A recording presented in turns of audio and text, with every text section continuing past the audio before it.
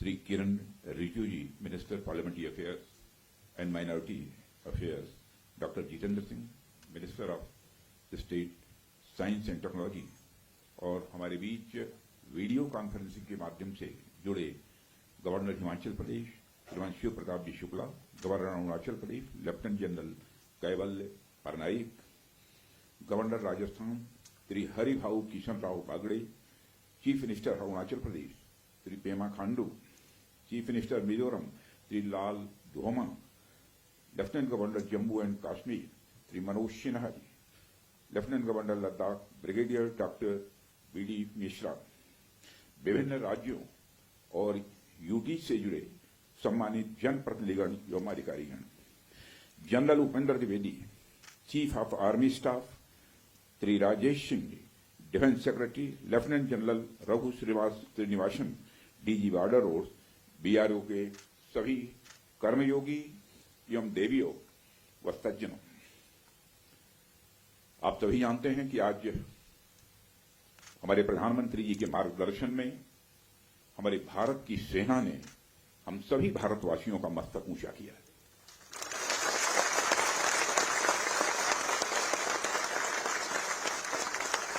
इसलिए मैं चाहता हूं कि एक बार अपने स्थान पर खड़े हो जाएं और मैं नारे लगाऊंगा। हमारे देश के सेना के जवानों के सम्मान में हम सभी बोलेंगे, भारत माता की, भारत माता की, भारत माता की। बहुत बहुत धन्यवाद। साथियों, जैसी कि आप सबको जानकारी है कि कल रात हमारी भारतीय सेनाओं ने अपने अद्भुत शौर्य और पराक्रम का परिचय देते हुए एक नया इतिहास रच दिया है। साथियों, भारत की सेना ने सटीकता, सतर्कता और संवेदनशीलता के साथ कार्रवाई की है।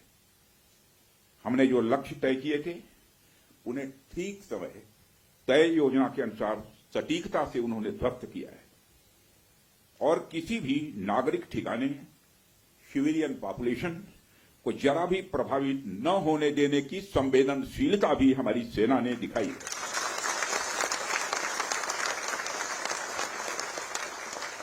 यानी एक तरीके से देखा जाए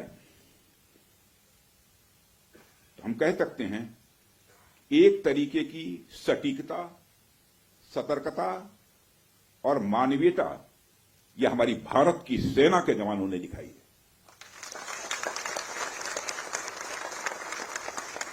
जिसके लिए मैं हमारे सेना के जवानों और अधिकारियों को पूरे देश की ओर से मैं साधुवाद देता हूं और सेना को संपूर्ण संबल प्रदान करने के लिए अपने प्रधानमंत्री माननीय नरेंद्र मोदी जी को भी मैं साधुवाद देता हूं।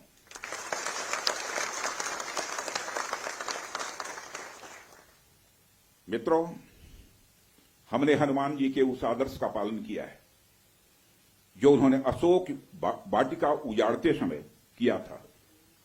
जिन मोहि मारा तिन मोहि मारे। हमने केवल उन्हीं को मारा जिन्होंने हमारे मासूमों को मारा। साथियों, प्रधानमंत्री श्री नरेंद्र मोदी के नेतृत्व में हमारी सेनाओं ने ऑपरेशन सिंदूर लॉन्च करके पहले की तरह ही इस बार भी आतंकियों को ट्रेनिंग देने वाले कैंप्स को तबाह करके करारा जवाब दिया है। भारत ने अपनी सरजमी पर हुए हमले का जवाब देने के लिए अपने राइट टू रेस्पॉन्ड का इस्तेमाल किया है और हमारी यह कार्रवाई बेहद सोच समझकर सधे हुए तरीके से की गई है। आतंकियों के हौसले पस्त करने के उद्देश्य से यह कार्रवाई महज उनके कैंप्स और इंफ्रास्ट्रक्चर तक ही सीमित रखी गई है। मैं पुनः हमारे आर्म्ड फोर्सेस के शौर्य को मैं नमन करता हूं। साथियों, आज बॉर्डर रोड ऑर्गेनाइजेशन के 66वें फाउंडेशन डे पर आपके बीच उपस्थित होना मेरे लिए गौरव का विषय है और यह खुशी की बात है कि आज इस इंपॉर्टेंट डे पर बीआरओ द्वारा निर्मित 50 इंफ्रास्ट्रक्चर प्रोजेक्ट्स का उद्घाटन करने का अवसर भी हमें प्राप्त हो रहा है। मैं आप सभी का आभार व्यक्त करता हूं कि आपने मुझे यहां आमंत्रित किया है। साथियों, किसी भी संस्थान के लिए उसका फाउंडेशन डे यह बहुत ही महत्वपूर्ण हुआ करता है। वैसे भी 65 वर्षों की आपकी जो यात्रा रही है वो बेहद गौरवशाली रही है। इसलिए आज का दिन उस गौरवमयी यात्रा को याद करने का दिन है। इसके साथ साथ यह दिन ठहर कर सोचने का भी दिन होता है कि अपनी अब तक की यात्रा में हमने क्या क्या हासिल किया है, और यह हमारी अब तक की कार्य प्रणाली का विश्लेषण करने का भी यह दिन है।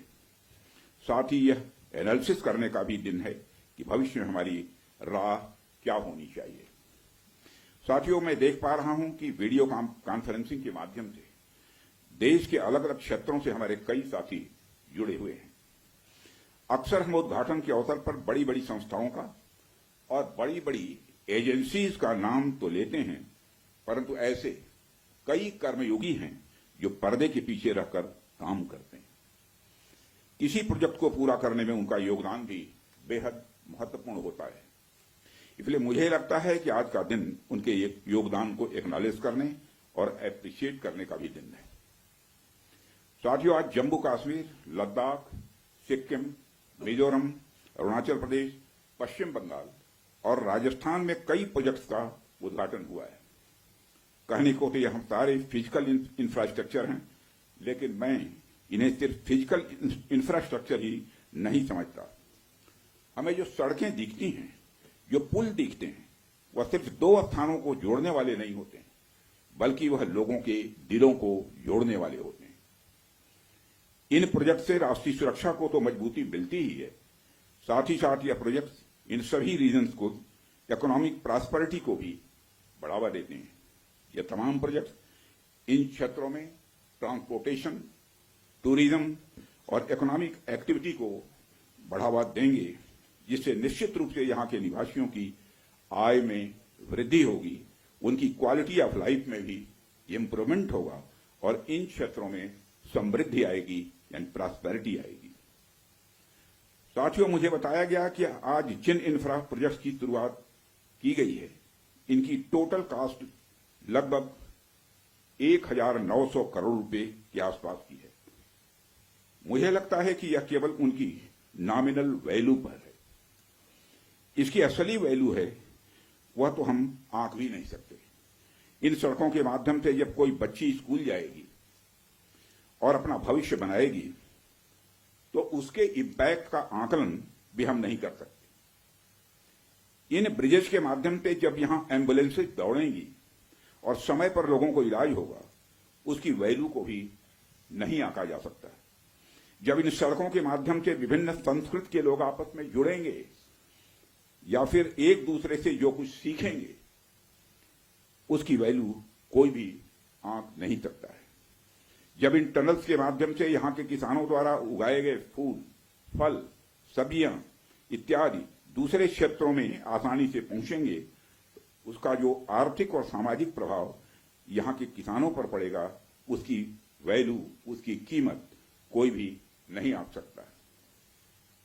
साथियों, मैं इन प्रोजेक्ट्स की डिटेल देख रहा था। मैंने देखा कि इनमें छोटे से लेकर बड़े रोड्स, टनल्स और ब्रिजेज हैं। कुछ मीटर से लेकर सैकड़ों किलोमीटर तक इनकी लंबाई है। हालांकि उनकी लंबाई से कोई खास फर्क नहीं पड़ता है। कोई पुल अगर छोटा है, कोई सड़क यदि छोटी है, तो इससे कोई खास फर्क नहीं पड़ता, क्योंकि दुनिया की लंबी से लंबी जो यात्राएं होती हैं वह सिर्फ एक छोटे से रास्ते से ही शुरू होती हैं। इसलिए इन प्रोजेक्ट्स की कीमत, इनकी वैल्यू सिर्फ इस बात से नहीं आंकी जा सकती क्या फाइनेंशियली या फिजिकली कितना बड़ा प्रोजेक्ट है और यह कितना छोटा प्रोजेक्ट है। असल में इनकी असली कीमत इस बात से है कि यह कितने परिवारों को जोड़ रही हैं, कितने लोगों की संस्कृति को, उनके रहन सहन को आपस में करीब ला रही हैं, कितने लोगों की आर्थिक और सामाजिक समृद्धि, इकोनॉमिक और सोशल प्रॉस्पेरिटी में अपना ये योगदान दे रही है। यह प्रोजेक्ट लोहे, कंक्रीट या कोलतार से बनी हुई एक संरचना भर नहीं है, बल्कि यह एक कमिटमेंट है, यह एक प्रतिबद्धता है सीमावर्ती क्षेत्र के विकास का।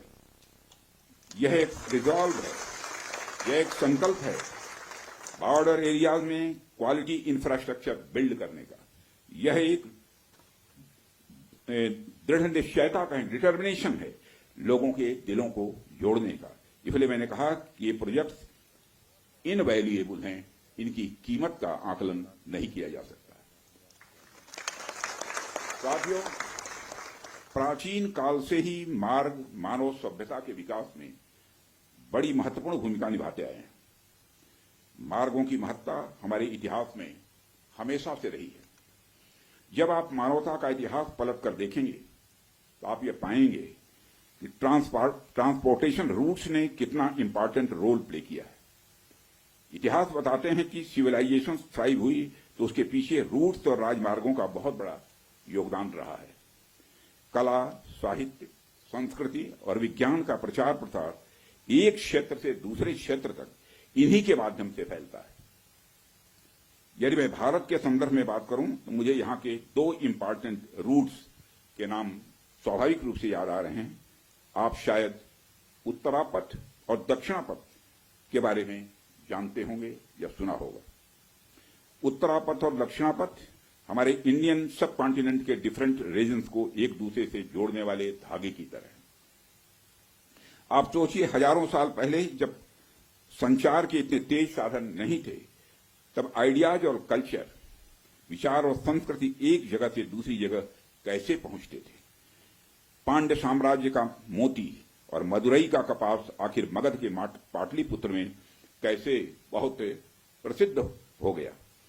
राजकुमार सिद्धार्थ से भगवान बने महात्मा बुद्ध की शिक्षाएं कावेरी पट्टनम तक कैसे पहुंच गई। संगम युग की मणिमैखली की चर्चा कश्मीर तक कैसे फैल गई। जब भारत में मॉडर्न पॉलिटिकल यूनिटी का कंसेप्ट भी नहीं आया था, तब से इन रूट्स ने सभ्यता और संस्कृति के विकास और आदान प्रदान में बहुत ही महत्वपूर्ण भूमिका निभाई है। यदि हम महात्मा बुद्ध के बाद के इतिहास पर भी नजर डालें, तब भी हमें यह देखने को मिलता है कैसे दूसरे क्षेत्रों से आकर लोगों ने भारत की संस्कृति को समृद्ध किया और भारत की संस्कृति से भी उन्होंने बहुत कुछ सीखा भी है। इन मार्गों का महत्व तब भी इतना ज्यादा था कि व्यापार के लिए समर्पित सड़कें बनाई जाती थी। आप जब सिल्क रूट के बारे में जानते हैं, आप सभी को मालूम है सिल्क रूट के बारे में, जिसने एक तरह से पूरे एशिया और मध्य यूरोप तक को कवर कर लिया था। भारत से भी उस सिल्क रूट का एक बड़ा हिस्सा होकर गुजरता था, जिससे न सिर्फ सामान बल्कि संस्कृति और विचार का भी एक्सचेंज, आदान प्रदान यह होता था। एशिया और यूरोप के बीच कल्चरल एक्सचेंज, सांस्कृतिक आदान प्रदान में भी सिल्क रूट का बहुत बड़ा योगदान रहा है। साथियों, सिर्फ स्थलीय मार्ग का ही नहीं बल्कि जलीय मार्ग का भी ह्यूमन सिविलाइजेशन, मानव सभ्यता में एक बहुत बड़ा महत्व रहा है। मेसोपोटामिया की सभ्यता के साथ हमारा व्यापार जलीय मार्ग से ही होता था। अरब के जो व्यापारी आते थे वह भारत में जलीय मार्ग से ही आते थे। इन रूट्स का असर हमारे संस्कृति पर, हमारे परंपराओं पर और हमारी अर्थव्यवस्था पर तो पड़ा ही, साथ ही साथ इन रूट्स ने दुनिया को कई सारी नई चीजें भी सीखने को दी हैं। आप में से बहुत से लोग इस बात को जानते भी होंगे कि मानसून की हवाओं का जो कंसेप्ट है और उसको सबसे पहले अरब के यात्रियों ने खोजा था, और वह कंसेप्ट तब खोजा गया था जब वह जलीय मार्ग से भारत में आते और जाते थे। इसी प्रकार भारत में हुई न्यूमेरिक्स, नंबर जो होते की खोज ने भी पहले अरब और बाद में यूरोप तक का रास्ता तय किया था।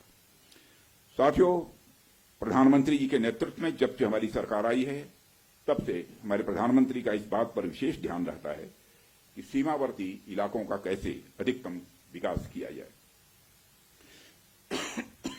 यह बताने की जरूरत नहीं है कि कैसे सीमावर्ती इलाकों को लंबे समय तक उसको उपेक्षित किया गया, कैसे एक लंबे समय तक वहां पर अच्छी क्वालिटी के इंफ्रास्ट्रक्चर तो छोड़िए, एक बेसिक क्वालिटी के भी इंफ्रास्ट्रक्चर को भी नहीं पहुंचाया गया।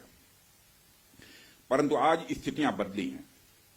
आज सीमावर्ती क्षेत्रों में safe, secured and vibrant land borders को इंश्योर करने के लिए हमने वाइब्रेंट विलेज इनिशिएटिव भी प्रारंभ किया हुआ है।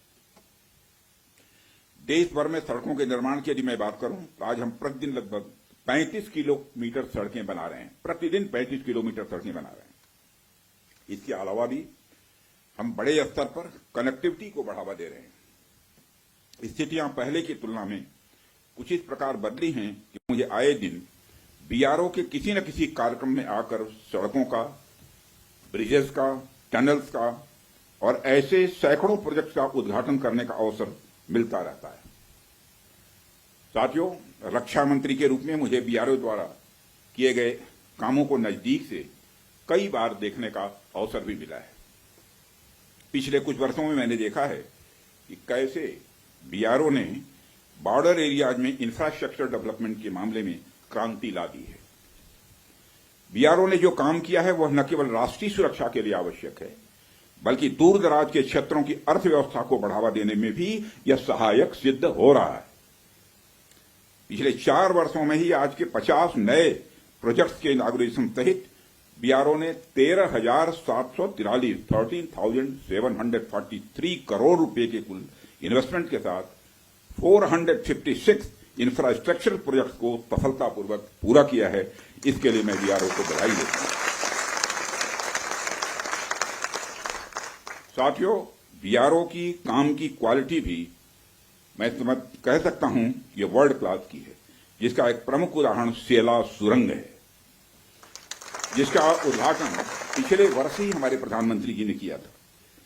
यह रणनीतिक रूप से महत्वपूर्ण क्षेत्रों में कनेक्टिविटी बढ़ाने के लिए हमारी सरकार की प्रतिबद्धता का एक प्रतीक है और मुझे यह बताते हुए बेहद गौरव की अनुभूति हो रही है कि पिछले 5 वर्षों में ही बीआरओ का बजट लगभग 2 गुना हो गया है, जिससे सीमा पर बेसिक इंफ्रास्ट्रक्चर के विकास में रिकॉर्ड तोड़ प्रगति हुई है। वित्तीय वर्ष 2024 और 25 में बीआरओ ने 16,600 करोड़ रुपए का 16,600 करोड़ का रिमार्केबल एक्सपेंडिचर किया है, जो अपने आप में यह ऐतिहासिक है। साथियों, बीआरओ ने खुद को सबसे चुनौतीपूर्ण और सुरक्षा के सेंसिटिव एरियाज में भी बेसिक इंफ्रास्ट्रक्चर के विकास के लिए एक प्रमुख एजेंसी के रूप में अपने को स्थापित किया है। छत्तीसगढ़ के नक्सल प्रभावित क्षेत्रों में भी बीआरओ महत्वपूर्ण सड़क प्रोजेक्ट का सफलतापूर्वक निर्माण इस समय कर रहा है। आप सब तो जानते ही हैं कि जहां कोई नहीं पहुंचता वहां तक जाने वालों को ट्रेल ब्लेजर कहते हैं। बीआरओ के मामले में भी मैं यह कह सकता हूं, जहां तक आम सड़कें नहीं पहुंचती वहां बीआरओ पहुंचता है। यानी बीआरओ हमारे देश का रियल ट्रेल ब्लेजर है। जिस कठिन भौगोलिक ज्योग्राफिकल टेरेन जिसे बोलते हैं में आप सब काम करते हैं, जिन कठिन परिस्थितियों में आप सब काम करते हैं, अपने आप में यह बहुत ही प्रेरणास्पद है। हाई एल्टीट्यूड रीजन्स में एक्सट्रीम वेदर, लो ऑक्सीजन लेवल्स और बहुत ही कठिन काम करने की स्थितियां जहां रहती हैं, ऐसे में आप काम करते हैं। लद्दाख की ऊंची बर्फीली ऊंचाइयों पर से लेकर अरुणाचल प्रदेश के बीहड़ भूभागों तक बीआरओ के जवान लास्ट माइल तक कनेक्टिविटी सुनिश्चित करने के लिए काम करते हैं। और हमारे अरुणाचल प्रदेश के यहां पर हमारे केंद्र में जो मंत्री हैं श्री किरण रिजिजू जी, वो जानते हैं। जब मैं इनसे पूछता था कि आप लोग कन्वेंसिंग कैसे करते हैं चुनाव के दौरान में, तो जब उसकी चर्चा करते हैं तो सचमुच हम लोग तो इधर रहने वाले लोग कल्पना भी नहीं करते। कई बार इन्हें सब जीरो टेम्परेचर, लैंड स्लाइड और अवलांच का भी सामना करना पड़ता है। इन सारी विपरीत परिस्थितियों के बावजूद बीआरओ हमारे राष्ट्र के सीमावर्ती क्षेत्रों में बुनियादी ढांचों को मजबूत करने के लिए पूरी तरह से प्रतिबद्ध है। और यह वास्तव में आपका मोटो, ध्येय वाक्य जो है, कनेक्टिंग प्लेसेस, कनेक्टिंग पीपुल, यानी स्थान को जोड़ने का मतलब होता है लोगों को आपस में जोड़ना। साथियों, मैं यहां दोहराने की जरूरत नहीं समझता हूं कि बीआरओ का सबसे बड़ा रोल उसका रणनीतिक रोल है, स्ट्रेटेजिक रोल है। आज की जो परिस्थितियां हैं उसको ध्यान में रखते हुए तो यह रोल और भी महत्वपूर्ण हो जाता है। ऐसे में आपको यानी बीआरओ को हमेशा अपनी पूरी तैयारी रखनी होगी। आने वाले किसी भी इवेंट के लिए हमें तैयार रहना होगा और हमें यह सुनिश्चित करना होगा कि हमारी तैयारियां युद्ध स्तर की हों। और इसे मैं कुछ उदाहरणों के साथ आपको बताना चाहूंगा। जैसे आप मान लीजिए कि आपके पास बेहद तेज गति से चलने वाला कोई व्हीकल है, कोई गाड़ी है, लेकिन उसकी स्पीड के हिसाब से कोई सड़क आपके पास नहीं है। ऐसे में फिर उस गाड़ी का कोई मतलब नहीं रह जाता है।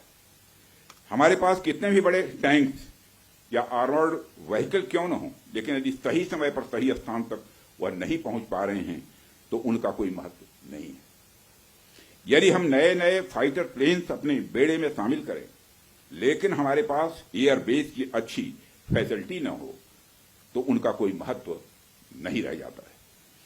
हमें जब भी मॉडर्नाइजेशन की बात हम करते हैं, हम जब भी डेवलपमेंट एक्टिविटीज पर ध्यान देते हैं तो हम एक सर्टेन एजम्पशंस के साथ ऐसा करते हैं। हमारे कुछ डिफाइंड पर्पसेस होते हैं जिनको ध्यान में रखकर हम कोई भी डेवलपमेंट एक्टिविटी करते हैं। जैसे यदि हमारा कोई फाइटर प्लेन अपने बेस के अलावा किसी सड़क पर उतरता है तो उसके सड़क पर उतरने मात्र से ही उसकी क्षमता कई गुना बढ़ जाती है, क्योंकि अब उसके पास बेस के साथ साथ सड़क के रूप में भी एक विकल्प मौजूद है। ऐसे में उस फाइटर प्लेन को अपनी हर छोटी मोटी जरूरत के लिए बेस पर वापस नहीं जाना पड़ेगा। इसलिए हम हमारी आर्म फोर्सेस की हर जरूरत के लिए न्यू जनरेशन इंफ्रास्ट्रक्चर बिल्ड करें, यह समय की आवश्यकता है, यह समय की मांग है। मुझे पूरा विश्वास है कि बीआरओ इस आवश्यकता के अनुरूप पूरी तरह से तैयार है। साथियों, एक रक्षा मंत्री के रूप में और इसके पहले एक गृह मंत्री के रूप में मुझे बीआरओ द्वारा निर्मित सड़कों पर यात्रा करने का कई बार सुखद अनुभव भी मिला है। उन अनुभवों के आधार पर मैं यह कह सकता हूं कि जिस हाई क्वालिटी की सड़क आप लोग बनाते हैं वह अद्भुत है। वह सड़कें इतनी सुंदर होती हैं कि उस पर चलते हुए आदमी कई बार अपनी मंजिल तक भूल जाए।